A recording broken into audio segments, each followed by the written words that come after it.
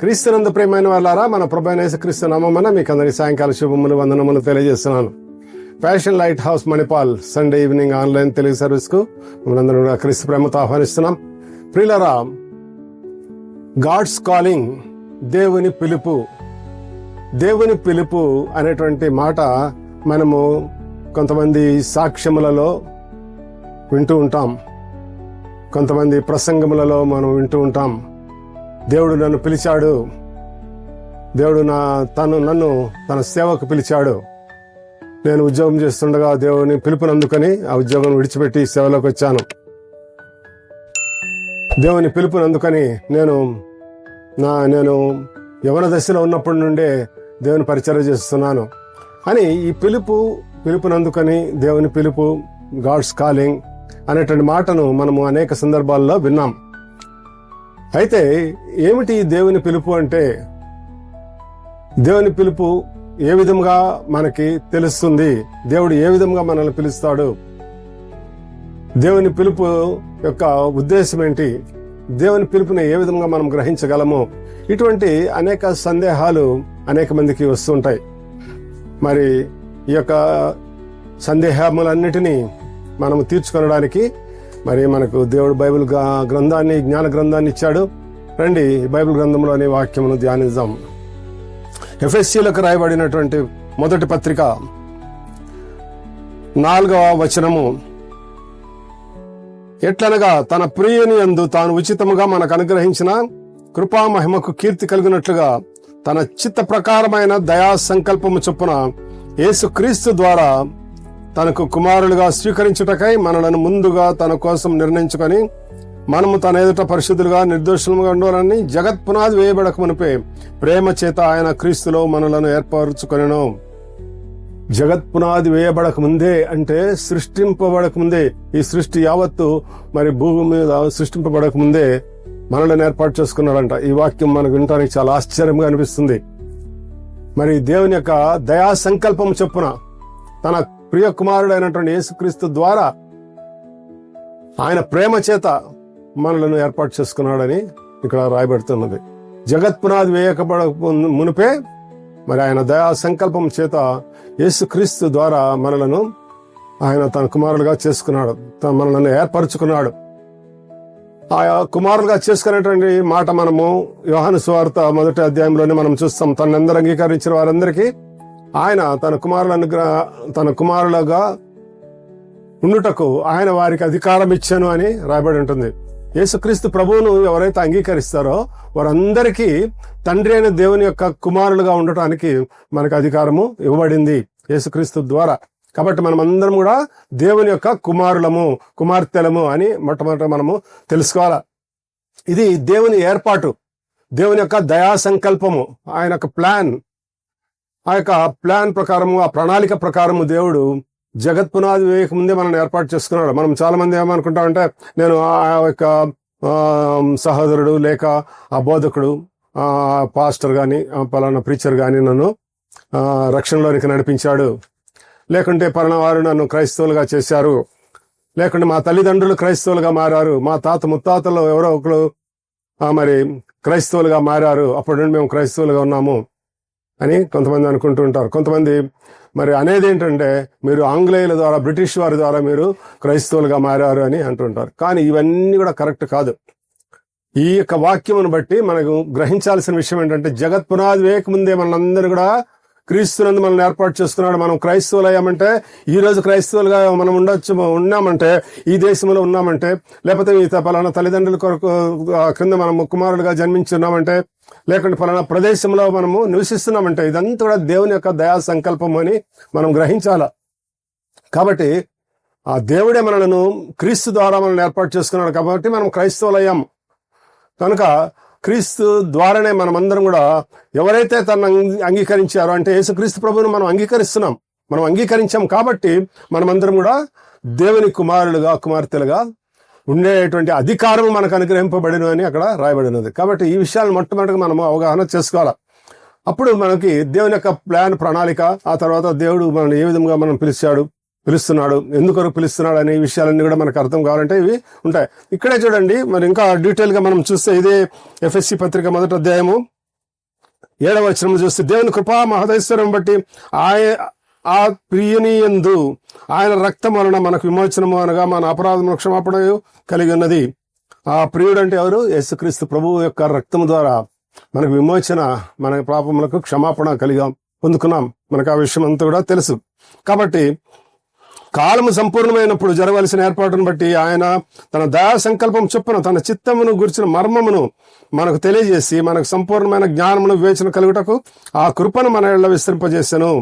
చూడండి, ఆయన యొక్క దయా సంకల్పం చొప్పున కాలము సమీపించినప్పుడు, ఇదంతా కూడా ముందు ఉన్న వాళ్ళకి చాలా మందికి తెలియదు.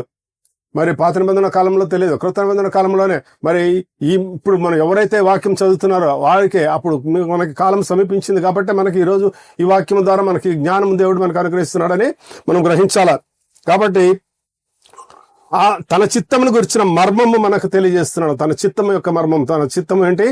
మనందరూ కూడా తన కొరకు ఏర్పాటు చేసుకోవాలా. మరి ఆయన అంతేకాకుండా ఇంకొక వచనంలో కానీ మనం చూస్తే ఆయన పరలోకంలోను భూమి మీదను ఉన్నటువంటి సర్వం అంతటిని కలిపి యేసుక్రీస్తు ద్వారా తను ఆధీనంలోనికి తెచ్చుకోవాలని.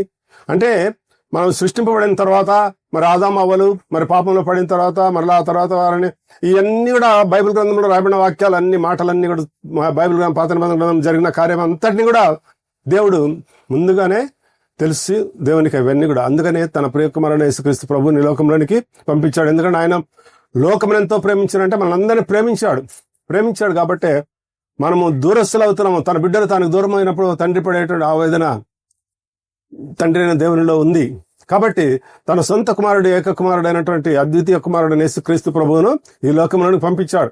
ఆ విధంగా ఆయనందు విశ్వాసించి వారు నశింపక నిత్య జీవం పొందినట్టు, నిత్య జీవం అంటే ఇంకా తండ్రితో నిత్య జీవము పొందినట్లుగా ఆయనను మనకు అనుగ్రహించాలని యోహాను సువార్త 3వ అధ్యాయం 16వ వచనంలో ఉంటుంది. కాబట్టి ఇదంతా కూడా ఆయన దయా సంకల్పం చెప్తున్న ఆయన మర్మమును తెలియజేసి మనకి సంపూర్ణమైన జ్ఞానము వివేచన కలిగినట్లు, దీని కొరకు మనకి సంపూర్ణమైన జ్ఞానము వివేచన కావాలా. అందుకని నేను ప్రార్థనలు ఇందాక చేసినట్టుగా అదే ఎఫెసీ పత్రిక 1వ అధ్యాయంలోనే ఉంది 19వ వచనంలో. కాబట్టి ఆ యొక్క దేవుని యొక్క సంకల్పాన్ని, ఆయన ప్రణాళికను, ఆయన పిలుపును ఇవన్నీ తెలుసుకోవాలంటే మనకి దేవుని యొక్క జ్ఞానం అవసరం. ఆ దేవుని జ్ఞానం కూడా మనకి ఆయన కృప ద్వారానే అనుగ్రహిస్తాడు. కాబట్టి మనం ప్రార్థన చేసినప్పుడు, ఆయన కృప కొరకు కనిపెట్టుకుని ఉన్నప్పుడు ఆయన మనకు ఈ కృపావాక్యాన్ని దేవుడు మనకు అనుగ్రహిస్తాడు. కాబట్టి ఇదంతా కూడా మొట్టమొదటిగా మనము దేవుని ప్లాన్ అనేటువంటి విషయాన్ని మనము గ్రహించాలి. ఆ రెండవ విషయము, మరి దేవుడు ఏ విధంగా బైబిల్ గ్రంథంలో కొంతమందిని పిలుచుకున్నాడో కొన్ని మనము కానీ చూస్తే, మొట్టమొదటిగా అబ్రహామును దేవుడు పిలుచుకున్నాడు. మనకి అవన్నీ కూడా తెలుసు, మరి డీటెయిల్స్లో అనిపోవడానికి మనకు టైం ఉండదు. అబ్రహామును పిలుచుకొని మరి ఆయన తన సంతానం ద్వారా భూలోకంలో అనేక మంది సంతానం ఆశీర్వదింపబడినట్లుగా ఆయన్ను ఆశీర్వదించాడు. ఆ విధంగా అబ్రహామును పిలుచుకొని ఆశీర్వదించి ఆయన ద్వారా ఆశీర్వదింపబడిన జనాంగమును భూమి మీద విస్తరించినట్లుగా చేశాడు. ఆ తర్వాత మోషేను పిలుచుకున్నాడు. మోషేను మరి ఆ యొక్క పొదల చాటును, మండుతున్నటువంటి పొదల చాటు నుండి మోషే మోషే అని దేవుడు పిలిచాడు. మరి తన జనులు లేక ఇశ్రాయేలీలు ఐగుప్తు దేశంలో బానిసత్వమును అనుభవిస్తూ వారు చేస్తున్నట్టు మొరలను, వారి యొక్క ప్రార్థనను, వారి ఏడుపులను విన్నటువంటి దేవుడు వారిని ఆ బంధకములను విడుదల చేయడం కొరకు మోషేను పంపించాడు. ఆ విధంగా మోషే మొట్టమొదటిసారిగా ప్రపంచ చరిత్రలోనే ఒక లిబరేషన్ మూవ్మెంట్ అనేటువంటి తీసుకొచ్చిన నాయకుడు మోషే. బానిసత్వం నుండి విడుదల చేసి స్వాతంత్ర ఉద్యమాన్ని నడిపినటువంటి వాడిగా మోషేను మనం చూస్తున్నాం. ఆ విధంగా యెహోవా దేవుడు మోషేను పిలుచుకున్నాడు. ఆ తర్వాత మనం చూస్తే మరి బాలుడకు సమూయేలును యెహోవా దేవుడు పిలిచాడు. సమూయేలు అని. ఆయన చిత్తం ప్రభువా నేను ఉన్నానన్నప్పుడు ఆ సమూయేలుతో దేవుడు మాట్లాడినటువంటి మాటలు మనం బైబిల్ గ్రంథంలో చూస్తాం. అదేవిధంగా సమూయేలును ఆశీర్వదించి ఆయన మరి ఇశ్రాయేలీలకు ఆ కాలంలో రాజు లేడు, వారందరూ కూడా వాగ్దత్త భూమిలోనికి వచ్చిన్నారు. ఆ న్యాయాధిపతుల కాలం ఇంకా ప్రారంభం కాకముందే ఆ న్యాయాధిపతుల కాలంలోనే మరి ఈ సమూయేలును ఒక న్యాయాధిపతిగా ఇశ్రాయేలుకి అందరికీ నాయకుడిగా నియమించాడు. అంతేకాకుండా ఈయన గొప్ప ప్రవక్తగా చేశాడు. ఈయన ద్వారానే మొట్టమొదటి రాజుగా మరి సౌలు అభిషేకింపబడ్డాడు. ఇశ్రాయేల్లో మొట్టమొదటి రాజు. రెండవ రాజుగా మరి దావీదును అభిషేకించిన వాడు కూడా సమూయేలు. అంత గొప్ప వ్యక్తిగా ఆయన పిలుచుకొని ఆయనను ఆశీర్వదించాడు. అదేవిధంగా మనం చూస్తే ఇర్మియాను కూడా పిలిచాడు దేవుడు. ఇర్మియాను ఆయన గర్భంలో నువ్వు రూపొందింపక ముడిపే నేను నిన్ను చూసి ఉన్నానని చెప్తాడు. అంతేకాకుండా తల్లి గర్భం నుండి నువ్వు బయట పడకముందే నిన్ను ఆశీర్వదించాను, నిన్ను అభిషేకించాను, జనములకు ప్రవక్తగా నియమించానని చెప్తాడు. ఆ విధంగా దేవుని యొక్క ప్రణాళిక చాలా అద్భుతంగా ఉంటుంది. మరి ఆయన పిలుపు ఆ విధంగా పాత నిబంధన కాలంలో ఉంది. మరి నూతన నిబంధన కాలంలో యేసుక్రీస్తు ప్రభు కూడా డైరెక్ట్ గా ఆయనే కొంతమందిని పిలిచినట్లుగా మనం చూస్తాం. ఆయన మొట్టమొదటిగా మరి పరిచర్య ప్రారంభించినప్పుడు అక్కడ చేపలు పడుతున్నటువంటి మరి పేతురు, తర్వాత ఆంద్రేయులను ఆయన పిలిచాడు. ఆయన పిలిచిన వెంటనే వారి వలలను విడిచిపెట్టి వెంటనే వచ్చేసారు. ఆ విధంగా ఆయన ఏం చెప్పిన మాట ఏంటంటే, మిమ్మల్ని మనుషులు పట్టు జాలరులుగా చేస్తానని. ఆ విధంగా వారిని గొప్పగా ఆశీర్వదించాడు. అదేవిధంగా జబదయి కుమారులను కూడా పిలుచుకున్నాడు. ఆ విధంగా దేవుని యొక్క పిలుపు మరి అందుకున్నటువంటి వారు ఈ విధంగా ఉన్నారు. మరి అదేవిధంగా పౌలు దమస్కు మార్గంలో మరి దేవుడు యేసుక్రీస్తు ప్రభువు మరి ఆయనతో మాట్లాడుతున్నటువంటి ఆయన పిలిచిన విధానం బట్టి చూస్తాం. సౌలా సౌలా అని పిలుస్తాడు. ఆ విధంగా నేను మరి సౌలును ఆయన పిలుచుకొని ఆ సౌలును పౌలుగా చేసి ఆ పౌలు ద్వారా గొప్ప పరిచర్య ప్రపంచంలో జరిగించినటువంటి విధంగా దేవుడు తన యొక్క పిలుపు నందుకని ఆయన వెంబడించిన వారిలో ఎక్కువగా ఆశీర్వదింపబడిన వ్యక్తిగా మనం పౌలును చూస్తాం. అనేక పత్రికలు రాశాడు. అవన్నీ కూడా నూతన నిబంధనలో సగ భాగం అంతా కూడా ఆయన యొక్క రచనల్లోనే ఉంటాయి. కాబట్టి అంతగా ఆశీర్వదించాడు. కాబట్టి దేవుని యొక్క పిలుపు అనేటువంటిది మనకి ఎంతో ఆశీర్వాదకరము. అయితే ఈ పిలుపు ఏ విధంగా మనము గ్రహించాలా? పరిశుద్ధాత్మ కాలంలో లేక కృపకాలంలో దేవుడు మనల్ని ఏ విధంగా పిలుస్తాడంటే ప్రార్థన ద్వారా. మనం ప్రార్థించేటప్పుడు దేవుడు మనల్ని పిలుస్తున్నట్టుగా మనకు ప్రార్థన ద్వారా మనకు తెలుస్తుంటుంది. బైబిల్ చదువుతున్నప్పుడు ఇటువంటి వాక్యములను చదువుతున్నప్పుడు దేవుని యొక్క పిలుపు మనకి వినబడుతూ ఉంటుంది. ప్రసంగములు వినుట ద్వారా వివిధ రకాలైనటువంటి ప్రసంగములు, వాక్యములు మన బైబిల్ గ్రంథంలో ఇప్పుడు ఆ వాక్యములు వింటున్నప్పుడు మన దేవుని పిలుపును మనము వినగలుగుతాం. కనుక ఈ పిలుపు అనేటువంటిది మొట్టమొదటిగా మనలో ప్రతి ఒక్కరు కూడా క్రైస్తవులుగా మారిన వారు లేక విశ్వసించిన ప్రతి ఒక్కరి హృదయంలో దేవుడు పరిశుద్ధాత్మను సంచకరువుగా నియమించాలని ఉంటుంది. రాయబడిన మాటలు మనం చూసాం. కాబట్టి ఆ పరిశుద్ధాత్మ ద్వారా మన మనసుకు బోధింపబడుతుంది. అంటే తండ్రి అనే దేవుడు ఒక శాటిలైట్ లాగా ఉంటే, మనకి ఒక సిమ్ కార్డ్ లాగా పరిశుద్ధాత్మ దేవుడు ఉంటే ఏ విధంగా సంకేతాలు పంపబడుతుంటాయో ఆ విధంగా ఆ పరిశుద్ధాత్మ ద్వారా పరిశుద్ధాత్మ దేవుని ద్వారా మన మనసుకు మన ఆలోచనలు, తలంపులు కలుగుతుంటాయి. కాబట్టి గాడ్స్ కాలింగ్ అనేది మన హృదయంలో నుండి మన ఆత్మ ద్వారా మన మనసుకు సంకేతం ద్వారా తెలుస్తుంది అనేది మనం గమనించాలి. ఒక చిన్న ఉదాహరణ చెప్తున్నాను. పోయిన నెలలో మా పరిచర్య కొరకు ఒక దేవుని బిడ్డ కొంత అమౌంట్ పంపించింది. మేము అడగలేదు, కోరలేదు. ప్రతి ఉదయం మార్నింగ్ ప్రేయర్స్ లో మేము జూమ్ మీటింగ్ ను ఉపయోగిస్తుంటాం. జూమ్ మీటింగ్ కి అవసరమైనటువంటి ఒక సంవత్సర కాలానికి అయ్యేటువంటి ఖర్చు సుమారు 14,000 ఉంటుంది సంవత్సరంలో. మరి ఇంకొకసారి ఈ సంవత్సరానికి రెన్యూవల్ చేసుకోవాలా. ఆ మధ్యలో కొంత గ్యాప్ వచ్చింది. అందరు కూడా ప్రార్థన చేస్తున్నారు. మరి అకస్మాత్తుగా వారు ఫోన్ చేసి మరి అమౌంట్ మీకు పంపిస్తున్నాను, మీ జూమ్ మీట్కి దీన్ని వాడండి అని చెప్పారు. అంటే అది ఒక సంవత్సర కాలం పాటు నిత్యము ప్రార్థనలు చేయటము, వర్షిప్ చేయటము, మరి బైబిల్ వాక్యాన్ని ధ్యానించడము, ఇతరుల కొరకు, రోగుల కొరకు, బంధింపబడుతున్న వారి కొరకు, మరి మరణ ఛాయలో ఉన్న వారందరి కొరకు ప్రార్థనలు చేయటము, దేశం కొరకు ప్రార్థన చేయటము, మరి దేశ నాయకుల కొరకు ప్రార్థన చేయటం, ఇవన్నీ జరుగుతుండేటువంటి ఈ కార్యక్రమానికి ఒక సంవత్సరానికి ఉపయోగపడేటువంటి అమౌంట్ అక్కడ వారి దగ్గర నుండి రావటం జరిగింది. అంటే ఇది ఎందుకు నేను చెప్తున్నానంటే మరి మా హెల్ప్ గురించి కాదు నేను చెప్పడం. అది వారి హృదయంలో వారికి కలిగినటువంటి తలంపు. వారి హృదయంలో దేవుడు దీన్నే ప్రేరేపణ అని కూడా అంటారు. దేవుడు ప్రేరేపించాడు కాబట్టి ఇవ్వాలనుకుంది ఇచ్చింది. దేవుడు వారిని ఆశీర్వదిస్తారు. కాబట్టి ఆ విధంగా ఈ దేవుని పిలుపు కూడా మనకి ఆ హృదయం నుండి కలుగుతుంది అనే మాటను నేను నా అనుభవం ద్వారా నేను చెప్తున్నాను. ప్రార్థనలు కానీ, వాక్యము ద్వారా కానీ, ప్రసంగాల ద్వారా కానీ. ప్రసంగములు కూడా మనం ఎక్కువగా వింటూ ఉండాలి. ఎందుకంటే చాలా మందికి ఈ మధ్యలో వాక్యాలు, ప్రసంగాలు వినేది ఇష్టం లేదు. ఎందుకంటే వినడం ద్వారానే విశ్వాసం కలుగుతుంది. ఆ విశ్వాసం ద్వారానే మనకు క్రియ కలుగుతుంది. ఆ నిరీక్షణ, అదే మనం పిలిచిన పిలుపులోని నిరీక్షణ ఎట్టిదో మనం తెలుసుకోవాలంటే మనము వినాలా, చదవాలా, ఆ తర్వాత ప్రార్థించాలా. కనుక వీటి ద్వారా కలిగేటువంటి ఆ ప్రేరేపణ ద్వారా మనము దేవుని పిలుపును గ్రహించగలుగుతాం. దేవుడి కొరకు మనము సాక్షులుగా జీవించగలుగుతాం. చూడండి, ఇక్కడ ఒక ఎగ్జాంపుల్ చెప్తాం.